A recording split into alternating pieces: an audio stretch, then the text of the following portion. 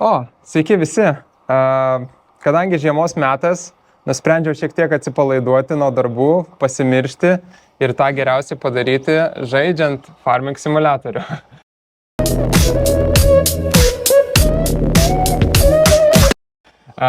Tai šiuo metu yra naujas papildinys, kuriame galite išbandyti visas technologijas, žemės dirbimo, kintamos sėjos normos, kintamos tręšimo normos, dirvožemio tyrimų, įsibandyti viską žaidime, kaip veikia logikos, kaip veikia See and Spray sistema ir net ateities technologijos, kurios pasieks mus dar tik po keliarių metų.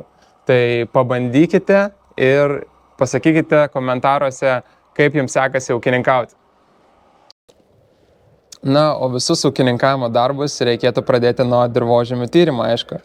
Tai sėsime į mūsų techniką, įsikuriam ir važiuojam pasidaryti dirvožemio tyrimą. Uiktu, sunkiai traukia. Nubraukiam šoną, įsmeigiam čia, padarom vieną bandymą, žiojam. Gerai, kad sausi laukai pasidarė. Pasidarom čia vieną bandymą. Ir paskutinį. O ką, važiuojam namo? Atsargiai žmogus. Taip, pasidedam savo techniką ir pažiūrėsim, ką dirvožemio tyrimai mums pasakys apie mūsų dirvą. Reikia palaukti truputėlį, kol suvaikščios duomenys iš dirvožemio tyrimus. Rodo priemolis, molis, dulkiškas molis. Ir pagal šitos dirvožemio tyrimus dabar galime bandyti pasėti kintamą normą, po to ir pasitręšti kintamą normą. Ir taip įsilyginti savo pasėlį. Tai kad vasaris, tai nelabai galima sėti. Reikia palaukti porą mėnesių, kol pupas galėsim sėti balandį bent jau.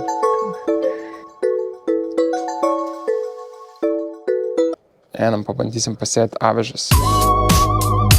Aišku, įsijungiam automatinį vairavimą, kad nepasiklyst.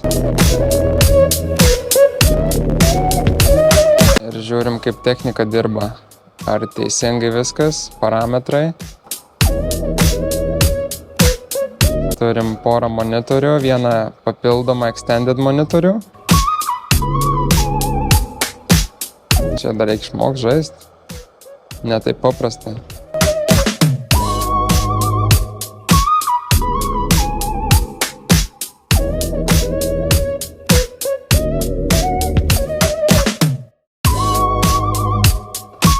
Baigėme sėją. Dabar reikia palaukti, kol sužels mūsų augalai ir galėsime juos patręšti. Reikia žalumos, kad su azoto sensoriam galėtum tręšti.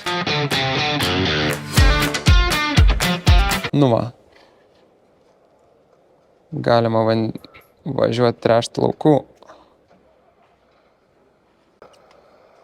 Tai turime Kun Axis barstytuvą, pasidarėm dirvožemio tyrimus, tačiau svarbu turėti ir azoto sensorių, kuris gali mums padėti matyti realų augalų vegetaciją, pasakyti, kiek būtent azotinių trąšų mums kurioje vietoje reikia. Tai bandome važiuoti per lauką ir išberti trąšas kintamą normą.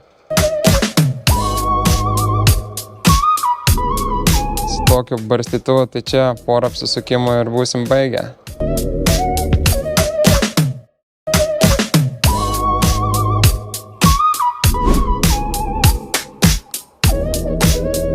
Patręšėm ir žiūrėsim, kaip mūsų tie augalai auga.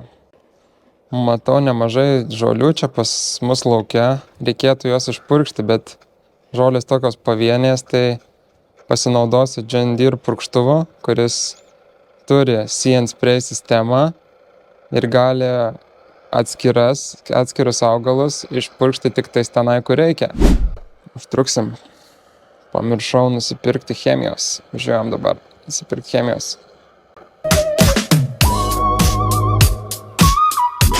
Užsipildėme purkštuvą, įsiskleidžiam savo sijas, matom kameras išdėliotas labai gražiai, lygiagrečiai ir važiuojam per lauką.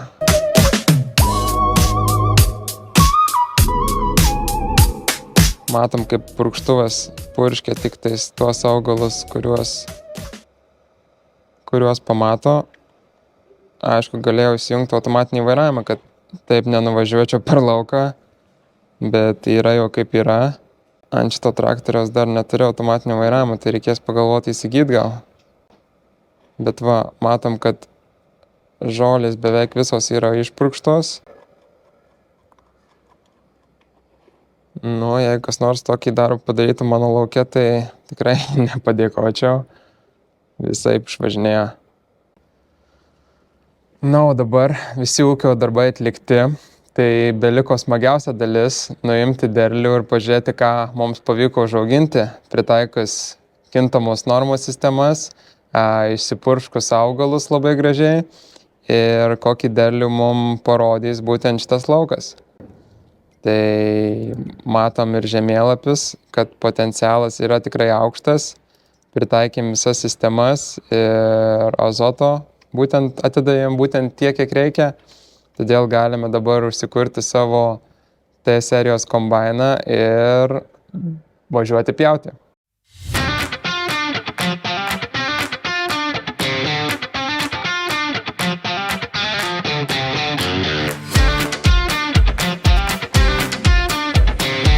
Šitų kombainų paskleidimas šiaudų labai gražus, visai kaip ir realybėje.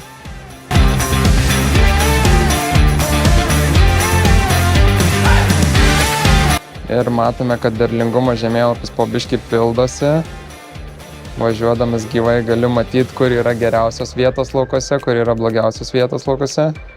Ir ką galvoti iš karto kitiem metam, ką reikės daryti.